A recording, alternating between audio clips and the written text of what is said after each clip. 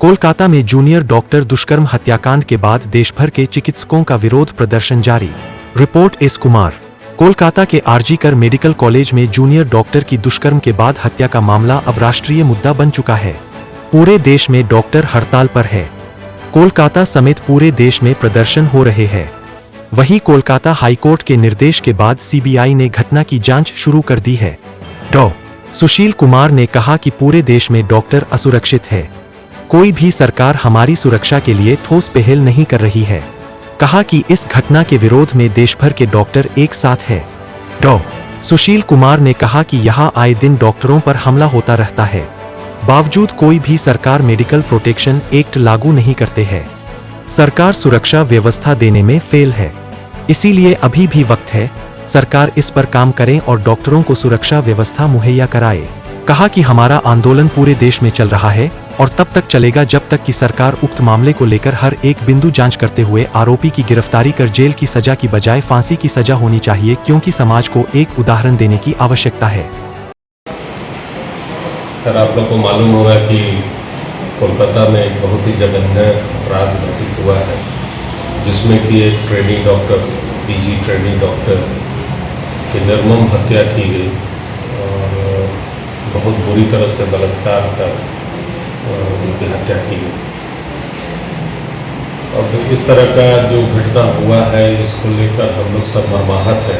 चिकित्सक समाज पूरे देश में काफ़ी ज़्यादा उद्वेलित हो चुका है और आज सभी लोग प्रदर्शन कर रहे हैं। कई जगह हड़ताल है, कई जगह लोग काम नहीं कर रहे हैं। इस परिस्थिति में काम करना भी बहुत मुश्किल लग रहा है, क्योंकि जो बच्ची के साथ ये घृणित कार्य हुआ वो हमारी ही बेटी की तरह है, हमारे ही बीच की थी, हमारे ही सब भागी थी।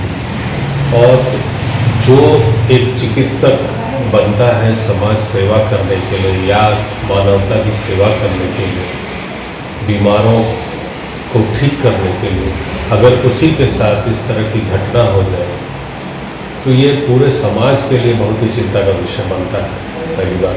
दूसरी बात, क्या इस देश में महिला सुरक्षित नहीं है?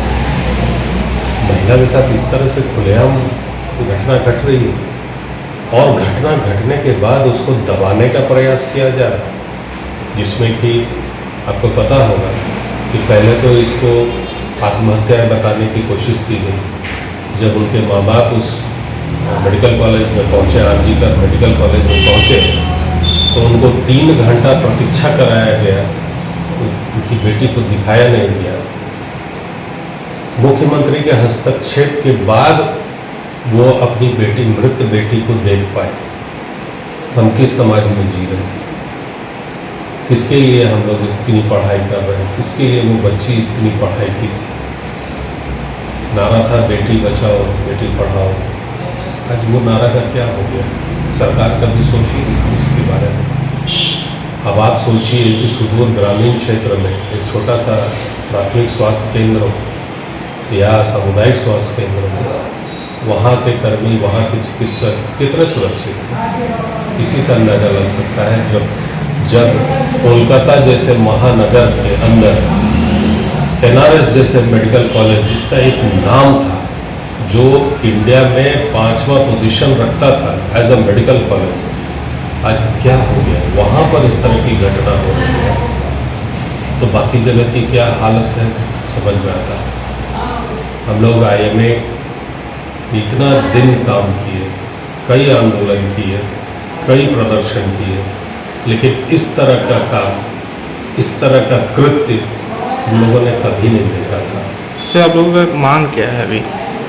देखिए, हम लोगों की मांग है कि पहला बात है कि जिन लोगों ने इस कृत्य को किया है उसको पूरे ढंग से इन्वेस्टिगेशन कर उनको सजा दी है। और सजा मौत, कैपिटल पनिशमेंट, मौत की सजा से कम नहीं होना चाहिए, क्योंकि समाज में एक उदाहरण देना बहुत ही आवश्यक है। दूसरा, इस केंद्र सरकार को चाहिए कि वह पूरे देश में सेंट्रल प्रोटेक्शन एक्ट, ये जिसको मेडिकल प्रोटेक्शन एक्ट कहा जाता है, उसको लागू करें।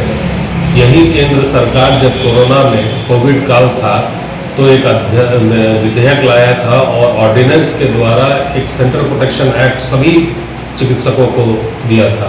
बाद में उसे उठा लिया गया। क्यों? तो मेरा हम लोगों का मांग ये है। दूसरा, आज भी बॉन्ड पोस्टिंग होता है।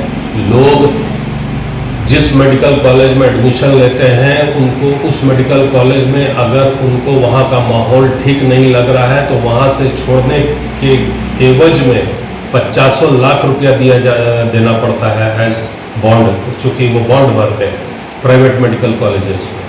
सरकारी मेडिकल कॉलेज में मेरे ख्याल से 15-20 लाख होगा।